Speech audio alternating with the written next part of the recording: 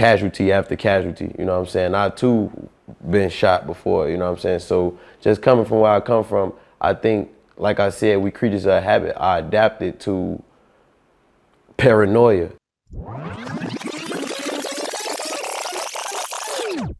That's one of the most important things for an artist. You gotta have a solid team around you. It's one of the most important things you can have as far as your mental stability, your brand, your growth, everything. You gotta be able to have somebody that can tell you the good and bad things, you know what I'm saying?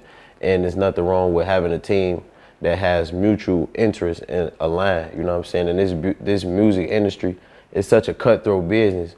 We sometimes like try to avoid away from the fact that having a team or having other people involved in your vision, you know what I'm saying? There's nothing wrong with that as long as you all have mutual interest and align, you know what I'm saying? And I learned that the hard way. I'm glad I learned it earlier in my career though, you know what I'm saying? That it's nothing wrong with other people having, you know what I'm saying, goals that they set for themselves and you all, you know what I'm saying, achieve and reach those common goals together, you know what I'm saying? But as long as you is the team or like being an artist, of course the artist has to be the very first priority, you know what I'm saying? But as long as you know, everyone's interests and goals are aligned, I think it could be a great situation. And that is I think an artist can like channel into, you know what I'm saying, that mental stability or mental wellness or whatever you want to say, or however you want to, you know what I'm saying, word it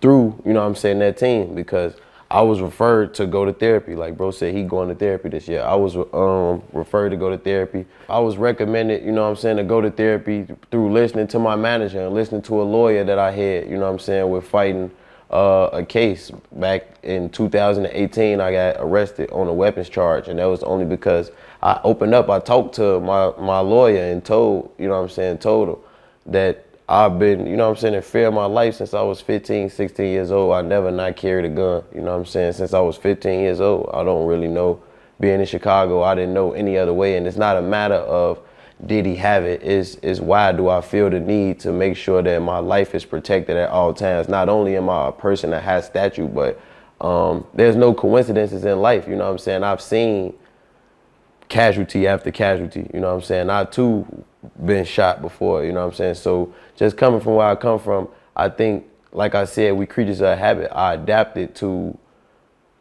paranoia, to always wanting to, you know what I'm saying, look over your shoulder, always feeling the need to look over your shoulder.